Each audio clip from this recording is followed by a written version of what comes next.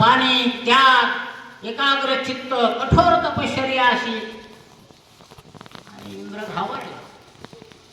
हा दुसरा जर स्वर्ग निर्माण केला तर दुसरा इंद्र गेला तर माझ्या पदाला धोका.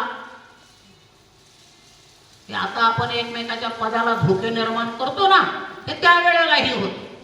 एकमेकाच्या प्रतिष्ठेला धोका निर्माण करतो. हा आमचा लय पुढे. इंद्र घाबरला आणि इंद्रानं मेनका पाठवून दिली. त्या मेनकेनं ही कथा तुम्हाला माहिती आहे की भंग केला त्याच्या तपश्चर्येचा आणि तिथे शकुंतलेचा जन्म. महाभारतातली ती शकुंतला. याच वंशामध्ये एक दीपक नावाचा राजा होऊन गेला. दिलीप नावाचा राजा. या राजालाही मुलबाळ नव्हतं. जसं दशरथाला मुलबाळ नव्हतं तसं दिलीपला सुद्धा मुलबाळ नव्हतं. यानं काय करावं. राजे लोकांना एक शाप असतो, मोठ्या माणसाला एक शाप असतो, लवकर मुलबाळ होत नाही आणि नको तिथं भरतीच असते.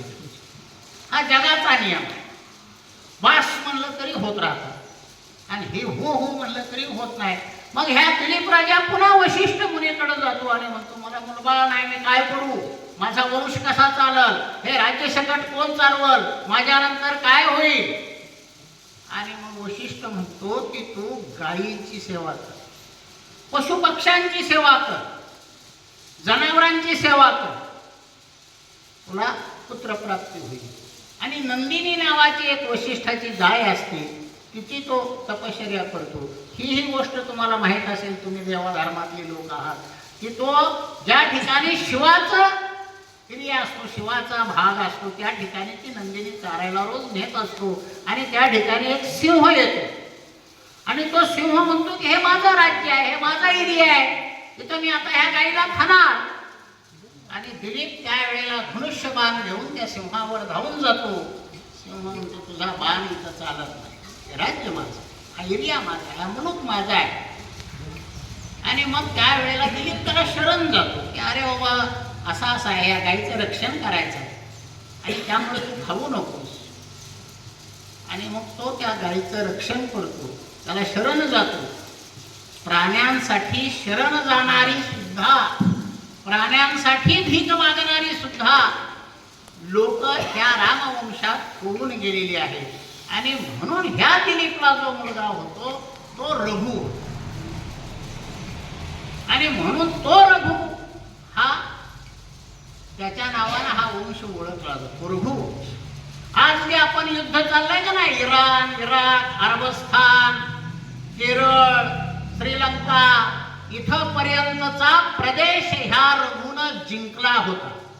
तिथलं सोनं नाणं, धन दौलत, धन धान्य, संपत्ती सगळी आपल्या राज्यामध्ये त्यानं जमा केली होती. सगळं त्यानं मध्यपूर्व आशिया आणि संपूर्ण भरतखंडावर त्यानं राज्य स्थापन केले.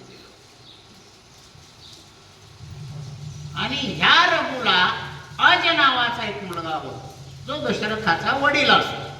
रामचंद्राचे आजोबा असतात ते अज. हा अतिशय देखणा असतो, त्या त्रिशंकूसारखा. ह्या देखण्या मुलाला बायको देखणीच पाहिजे. आणि म्हणून आपल्या महाराष्ट्रात कौंडिन्यपूर नावाचं एक वर्धा नदीच्या काठी गाव आहे. तर त्या गावामध्ये इंदुमती नावाची एक रूपवती, राजा भोज याची बहीण, त्याच वंशातली रुक्मिणी. तुम्ही कधी विदर्भामध्ये वगैरे सहली काढत जावा, कौंडिन्यपूर बघा, वर्धा नदी बघा, तिथं रुक्मिणीचं ते माहेर आहे, इंदुमतीचं ते माहेर आहे. तिथल्या मुली खूप सुंदर असतात, त्यावेळेला होत्या, असं लिहिलेलं पुस्तकातलं मी वाचलेलं सांगतो तुम्हाला. तर त्या इंदुमतीला दीपशिखांत अशी उपमा वाल्मिकीने दिली. दीपशिखे म्हणजे ती एखाद्या दिव्याच्या वातीप्रमाणे असते. दिव्याची उपमा दिली की ती ज्याच्या जवळ जाईल, त्या स्वयंवरासाठी अनेक राजे आणि राजपुत्र आलेले असतात. तर ती ज्या राजाजवळ जाईल, ज्या राजपुत्राजवळ जाईल, तो प्रकाशानं उजळून निघेल, दीप्यमान तो राजकुमार होईल. पण त्याच्याजवळून तिचा प्रकाश दिला का तो पुन्हा अंधारात जाईल, पुन्हा काळवंडला जाईल. कारण तिथं प्रकाश नव्हता. पण हा जीवन हा आशाचा, मरणाचा, आशेचा आणि निराशेचा खेळ आहे, हे वाल्मिकी त्यामधून जातात. ही इंदुमती एक स्वर्गातली अप्सरा असते. तिचा मृत्यू कसा झाला तर ही अजराजाबरोबर ज्या वेळेला बागेमध्ये बसलेली असते आणि स्वर्गातून नारद चाललेला असतो आणि नारदाच्या गळ्यातला फुलांचा हार हिच्यावर पडतो. एखाद्या सौंदर्याचं वर्णन कसं केलेलं आहे पहा कवीने. आम्ही जरा साहित्याच्या अंगाने बी विचार करतो एखाद्या पुस्तकाचा म्हणून. त्या फुलाचा हार हिच्यावर पडला आणि तो आघात हिला सहन झाला नाही इंदुमतीला. म्हणजे तिचं शरीर किती नाजूक, किती कोवळं असेल आणि तिथं तिचा अंत होतो. वाल्मिकी रामायणात आज राजाचा विलाप आहे. बायको मेल्यावर राजा कसा रडतो तुम्ही वाचा. मग एखाद्या महाराजाकडे कीर्तनकाराकडनं समजून घ्या त्याचा विलाप कसा आहे. पत्नी मेल्यावर इतकं कोण रडत नाही. त्याच्यामध्ये हे उपमा आहे दिले, आता आपल्याकडे वेळ नाही. हे कसं आहे. आणि ह्या अजयच्या पोटी दशरथालाही पुन्हा 3 राण्या, कोसल देशाची कौसल्या, मगध देशाची सुमित्रा आणि केकया देशाची कैकई. ह्या कैकईचं रामावर किती प्रेम असतं. पहिल्यांदा तिच्यात सवती मत्सर नसतो, सावत्रपणाचा द्वेष नसतो. ती कैकईशी कशी बोलते हे वाल्मिकी रामायण वाचल्याशिवाय आपल्याला कळत नाही. आपल्या वाचण्यात 2च रामायण आहेत. एकनाथांचं भावार्थ रामायण आणि श्रीधर स्वामीचा रामविजय.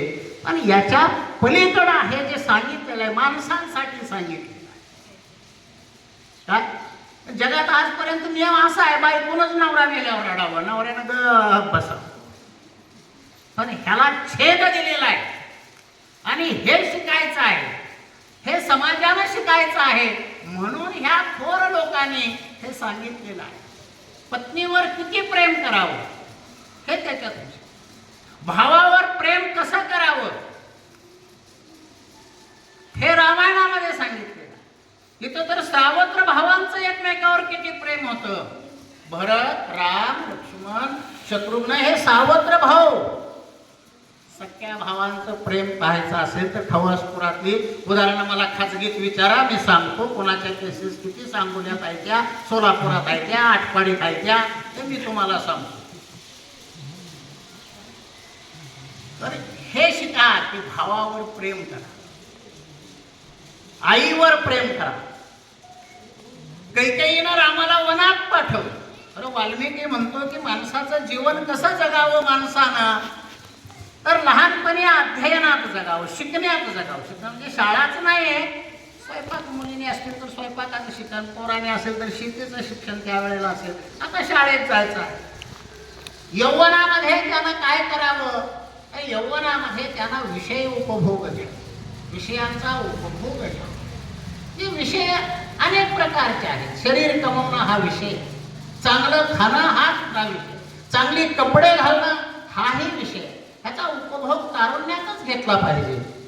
वृद्धपणे त्यानं काय केलं पाहिजे तर वृद्धाश्रमाकडं त्यातून निवृत्त होतात. आणि त्याच्यानंतर त्यानं योगविद्या आत्मसात केली पाहिजे, योगासनं आत्मसात केली पाहिजे आणि परमेश्वरामध्ये त्यानं विलीन झालं पाहिजे, असं वाल्मिकीचं मत आहे. वाल्मिकी रामायणामध्ये सांगितलेलं आहे. पण राम याच्या उलट्या दाखवलेला आहे. त्यानं तारुण्यात विषय उपभोगाचा त्याग करून वडिलांच्या इच्छेसाठी भावाला राज्य देऊन जो वनात जातो आणि जो पुन्हा थोरला असतो तो राज्य त्याग करतो. हे उदाहरण आपल्या समोर ठेवण्यासाठी. रामाचा जन्म कोणी म्हणतं की हा यज्ञातून झाला वगैरे, हे सगळ्या गोष्टी खोट्या आहेत. राम हा माता कौसल्याचा आणि दशरथाचाच पुत्र आहे. पण ती गोष्ट सांगताना जरा फुलवून सांगण्यासाठी यज्ञ वगैरे सांगितलेलं असतं. मनुष्यच होता. रामाला विचारलं, अरे तू इतका चांगला कसा आहात. राम म्हणला, मी माणूस आहे म्हणून चांगला आहे. आणि ह्या जगात कोण चांगला असू शकतो तर वाल्मिकी रामायण सांगतं माणूसच चांगला आहे.